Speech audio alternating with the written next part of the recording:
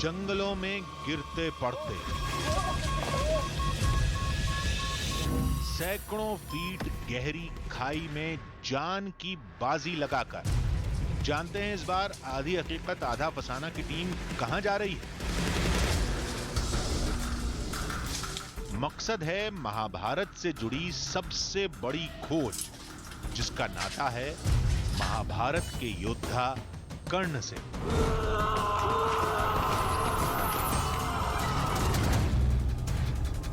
पहले दावा तो सुन लीजिए, आप भी सिरे से खारिज कर देंगे। कहते हैं छत्तीसगढ़ की एक गुफा में कर्ण के कवच कुंडल आज भी रखे, जिनकी चमक लोगों को दिखती है। कोई मानेगा इस दावे को? हमने भी मना कर दिया तो लोगों ने सबूत पेश कर दिया। वो जगह जहां कर्ण से कवच कुंडल लेने के बाद भगवान इंद्र के रथ का पहिया धंस गया था, वो गुफा जहां कवच रखा है और कुछ रहस्यमयी किरणें जो कवच की बताई जाती है। तो चलिए आज पीछा करते हैं 5000 साल से भी पुरानी एक कहानी का। टकराते हैं कुछ मान्यताओं से और खोज कर सामने लाते हैं दावे की सच्चाई को।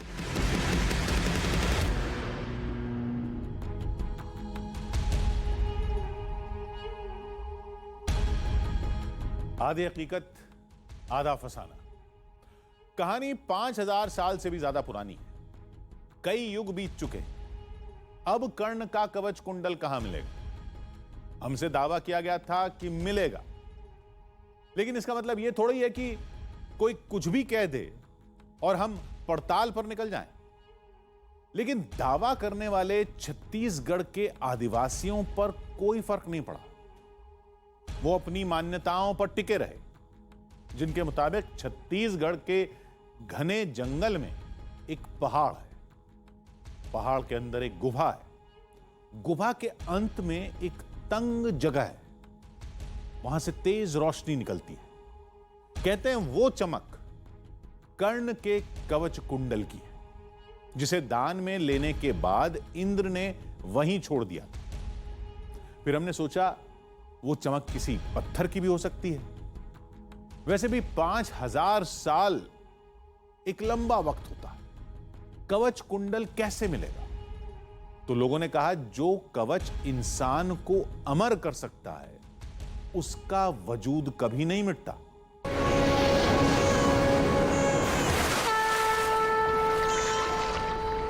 महाभारत में लिखा है कर्ण का जन्म कवच कुंडल के साथ हुआ था।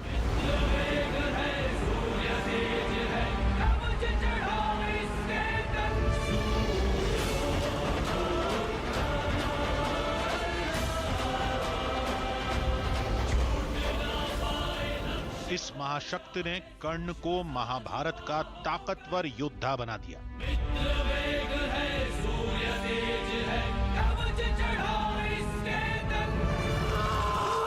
लेकिन इंद्र ने छल करके कर्ण से कवच कुंडल ले लिया।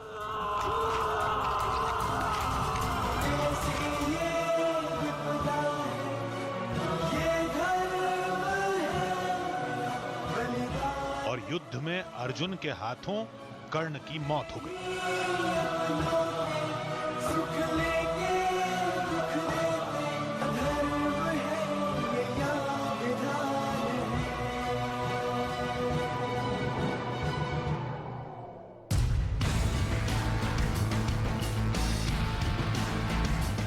इसके बाद कवच कुंडल का क्या हुआ, वो कहां गया, कोई नहीं जानता। इसको लेकर कुछ दावे जरूर हैं, जिनकी पड़ताल के लिए आधी हकीकत आधा फसाना की टीम छत्तीसगढ़ के बीजापुर में थी, जहां कदम कदम पर नक्सली हमले का खतरा रहता है।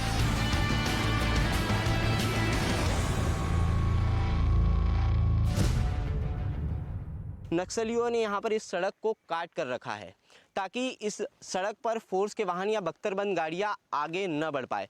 हमारे गाड़ी के चालक का कहना है कि इस सड़क पर इसी तरीके से नक्सलियों ने सैकड़ों बार सड़क को काट कर रखा हुआ है।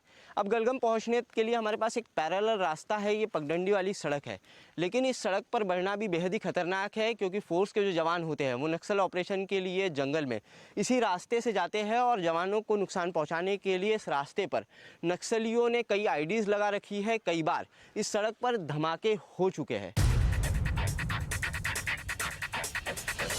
और चारा भी क्या था, महाभारत के 5000 साल से भी पुराने रहस्य को सुलझाने के लिए आगे बढ़ना ही था। लेकिन एक बात समझ में नहीं आ रही थी। कथा के मुताबिक कर्ण का कवच कुंडल तो इंद्र ने ले लिया था, फिर वो धरती पर किसी गुफा में कैसे हो सकता है? इसके जवाब में गांव वालों ने एक कहानी सुनाई। हमारे पूर्वज कहते थे सर कि सूर्य का श्राप चलते हुए इंद्र का पहिया वहीं धस गया था। वो वहाँ एक कुंड बन गया, उसे नीलम सराय इंद्र सराय के नाम से जाना जाता है। वो कुंड में आज वो सर पानी सूख जाने के बाद उसका चिन्ह दिखाई देता है। सूर्य का श्राप चलते हुए सूर्य देव ने कहा था कि जब तक तुम्हारे पास ये कवच कुंडल रहेगा तब तक तुम स्वर्ग पर नहीं आ सकते हो। उसके बाद इंद्रदेव ने वो कुंड बोमरेलू बोलते हैं सर, वो गुफा में छुपा कर रख दिया।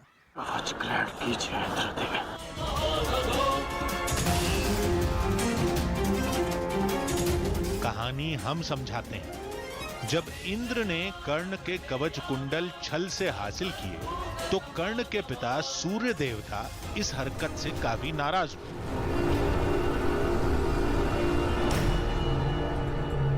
सूर्य देवता ने इंद्र को श्राप दिया कि कवच कुंडल लेकर इंद्र स्वर्ग नहीं जा पाएंगे। इंद्र के रथ का पहिया जमीन में धंस गया। फिर परेशान इंद्र कवच कुंडल को एक गुफा में रखकर स्वर्ग चले गए। पौराणिक ग्रंथों में यह कहानी तो हमने भी पढ़ी है, लेकिन इस बात का क्या सबूत है कि वो गुफा ही वही जगह है जिसका ग्रंथों में जिक्र है? तो गांव वालों ने 2 साक्ष्य पेश किए। आज उस गुफा से बहुत तेज रोशनी निकलती है किसी दिन, और रोशनी सूर्य के समान बहुत ही चमकदार होती है, बहुत तेज होती है, और रोशनी पूरे आकाश तक फैल जाती है।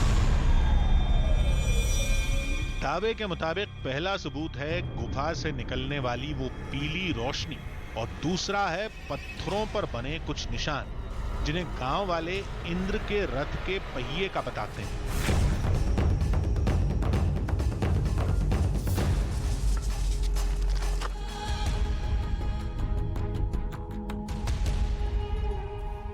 यहां एक बात साफ कर दें, हमारी टीम ने केवल आदिवासियों की बात सुनकर पड़ताल शुरू नहीं की थी। कवच कुंडल की खोज में निकलने से पहले हमने कुछ तर्कों और तथ्यों पर गौर किया था। चलिए पहले इसको समझते हैं।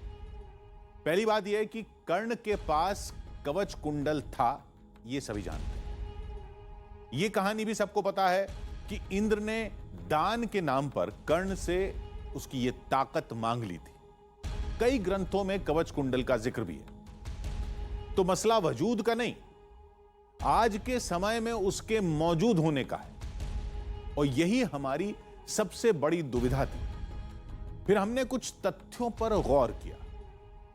कुछ साल पहले दिल्ली के पास कुछ पौराणिक चीजों के अवशेष मिले थे, जिन्हें सैकड़ों साल पुराना बताया गया था। यानी अगर हम गणना करें तो ये अवशेष महाभारत काल के आसपास के होंगे। यानी 5000 साल पुराने अवशेष के मिलने की संभावना है। यह सोचकर हमारी टीम कवच कुंडल की खोज में जुट गई। ये तस्वीरें जून 2018 की हैं, जब उत्तर प्रदेश के बागपत में पुरातत्व विभाग को कुछ पौराणिक अवशेष मिले थे। कार्बन डेटिंग में ये 5000 साल से भी पुराने बताए गए थे, यानी महाभारत के समय के। कहने का मतलब ये कि उस युग के अवशेष पहले भी मिलते रहे। कुछ इसी उम्मीद के साथ आधी हकीकत आधा फसाना की टीम छत्तीसगढ़ के बीजापुर में थी, जहां आदिवासियों के दावे के मुताबिक एक गुफा में कर्ण का कवच कुंडल रखा है। ये सब सोचते हुए हमारी टीम ने घाटी का सफर पूरा कर लिया। फिर सामने था इंद्रकुंड।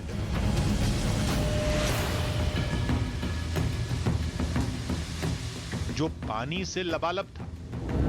दावे के मुताबिक कुंड के तल में रथ के पहियों के निशान हैं, जो इंद्र के रथ के बताए जाते हैं। कहते हैं सूर्यदेव के श्राप के चलते हुए आसमान से इंद्रदेव का रथ आकर जमीन में आ गिरा और इसी जगह पर वो रथ धंस गया। रथ के धंसने की वजह से यहाँ पर जमीन में एक बहुत बड़ा गड्ढा बन गया और बारिश का झरने का पानी उस कुंड के अंदर भरने की वजह से इस जगह को इंद्रकुंड नाम दे दिया गया। कहते हैं गर्मी में जब एक कुंड सूखता है तो उस वक्त यहाँ पर रथ के पहियों के निशान साफ दिखाई देते हैं।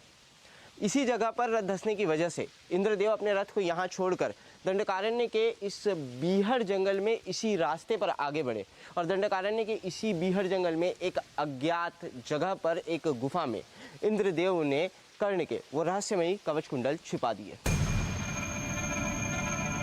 पानी की वजह से उन निशानों को देखना नामुमकिन था। तब हमारी टीम गुफा के लिए रवाना हो गई, जहां कर्ण के कवच कुंडल होने का दावा किया जाता है।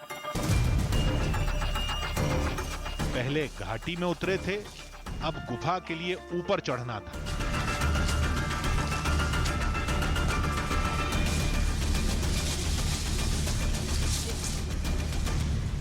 रास्ता इतना खतरनाक और कठिन है कि हर जगह पर सिर्फ सामने मौत ही रास्ते नजर आती है। इस तरीके से सकरी जगह से छोटी छोटी दरारों से चट्टानों को चढ़कर आगे बढ़ना पड़ रहा है। कहते हैं रास्ता इतना कठिन है कि इंसानों का कर्ण के कवच कुंडलों तक पहुंचना बिल्कुल भी मुमकिन नहीं था। इसी के चलते हुए इंद्र ने दंडकारण्य की इस अज्ञात जगह पर कर्ण के कवच कुंडल छिपाए।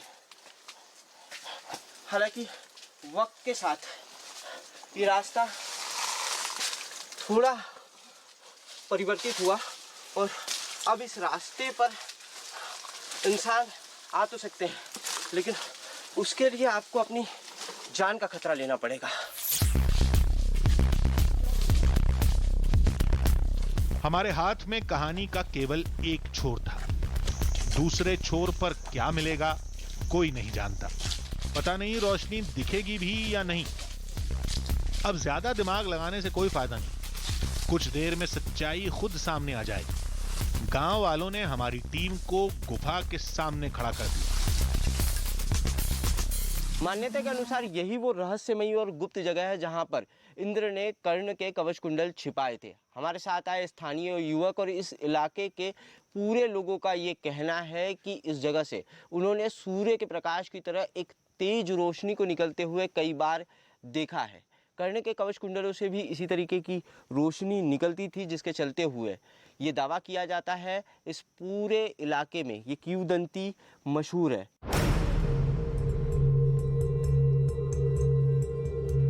हमने ध्यान से देखा, अंदर कुछ नजर नहीं आया। अब घुसने के सिवाय कोई रास्ता नहीं।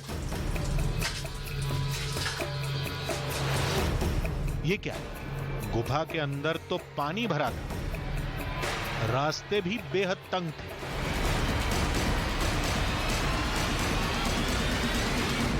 इस सुरंग के अंदर आते ही दो रास्ते दिखाई दे रहे। एक रास्ता इस तरफ दिखाई दे रहा है, जिस रास्ते पर घनघोर अंधेरा है, काफी सकरा ये रास्ता है, पानी नीचे से इस रास्ते पर बह रहा है। और दूसरा रास्ता ये रास्ता है, ये रास्ता भी काफी सकरा है, इस रास्ते पर भी घनघोर अंधेरा है।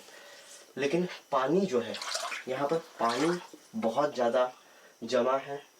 पता नहीं अंदर कितना बड़ा गड्ढा होगा या क्या होगा, जिसके चलते इस रास्ते पर एक बार आगे बढ़ते हैं हम लोग और इस रास्ते पर बढ़कर देखते कि इस सुरंग के अंदर है क्या।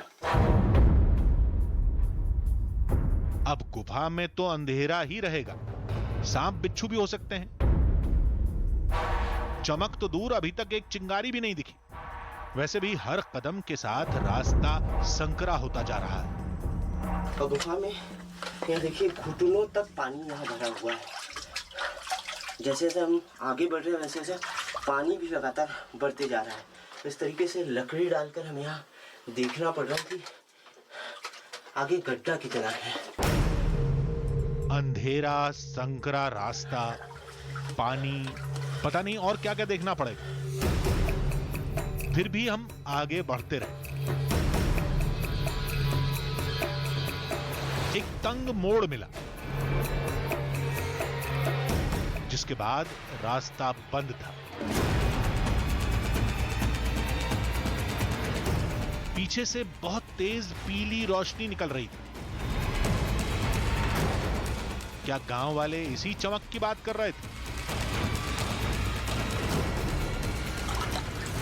गुफा पूरी तरीके से सुरंग बंद है और एक पीला प्रकाश जो है, वो पीला प्रकाश यहाँ पर दिखाई दे रहा है। अनबिलीवेबल। कैमरे में लाइट दिख रही है ना, पीली आंखों से जो लाइट दिख रही है वो दिख रही है ना कैमरे? पूरा पूरा पूरा पूरा। हमने लकड़ियों को हटाने की कोशिश की, लेकिन हिला भी नहीं पाए। बुरी तरह फंसी हुई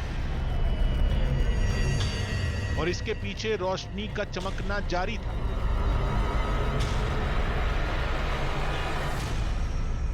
बारिश होती है तो जंगल से बारिश का जो पानी है वो जब सुरंग में आता है तो अपने साथ ये लकड़ियां बहा कर लेकर आता है, जिसके चलते हुए यहाँ का रास्ता पूरी तरीके से बंद है। लकड़ियां यहाँ पर जो है वो फंसी हुई है,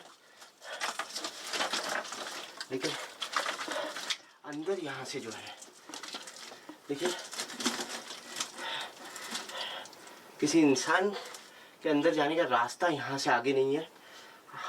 आगे सुरंग और लंबी दिखाई दे रही है और सुरंग के अंदर से यहाँ से जो है, मुझे कैमरा लगी, यहाँ से सुरंग के अंदर से रोशनी आती हुई दिखाई दे रही है।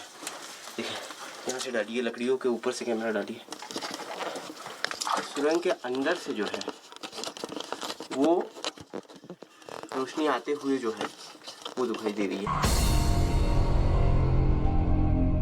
यहां से निकलने पर भी रोशनी तक नहीं पहुंच पाते। आगे रास्ता और तंग था, वहां भी लकड़ियां फंसी थी, लेकिन हमें साफ नजर आ रहा था कोई चमकदार चीज थी, पीले रंग की। उसकी रोशनी पूरी गुफा में फैली थी। गांव वाले शायद इसे ही कर्ण का कवच कुंडल कहते हैं। ये गुफा पूरी तरीके से घनघोर अंधेरी गुफा है।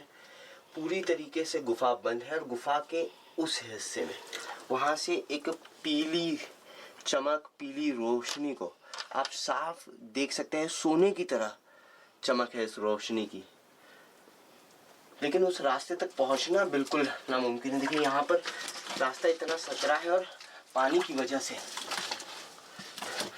यहाँ पर बारिश में जो लकड़ियाँ बहकर आई है वो पूरी तरीके से यहाँ जम गई है। काफी बड़ी ये लकड़ियाँ हैं और इतने रास्ते से अंदर जाना बिल्कुल नामुमकिन है। रोशनी के करीब जाने के लिए हम बेताब थे।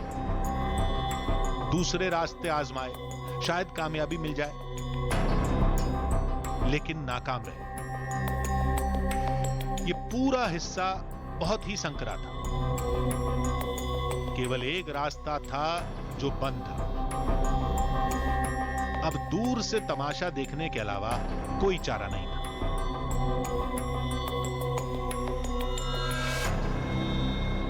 जिस रास्ते से हम अंदर आए थे उस रास्ते के अलावा कहीं से कोई भी जगह नहीं है जहां से सूर्य की किरण या किसी और तरह की रोशनी जो है वो यहाँ आ सके। और जब हम इस गुफा में आए थे, जैसे हमने गुफा के अंदर प्रवेश किया था तो सूरज ढल रहा था। इतनी तेज रोशनी सूरज की इस गुफा के अंदर नहीं आ सकती। सूरज ढल रहा था, बादल छाए हुए थे, लेकिन अब ये जो है अब एक काफ़ी तेज रोशनी दिखाई दे रही है। समय भी काफ़ी हो रहा है और हमें काफ़ी लंबा सफ़र इस जंगल से वापस लौटने के लिए करना है। ऐसे में अब इस जगह पर भी बहुत ज़्यादा देर तक हम रुक नहीं सकते। उस रोशनी को हम देख रहे हैं, लेकिन वहाँ तक पहुँचने का कोई रास्ता हमारे पास नहीं है, जिसके चलते हुए अब हम यहीं से हमारे सफ़र को ख़त्म कर वापस लौटेंगे। ये चमक किसकी थी?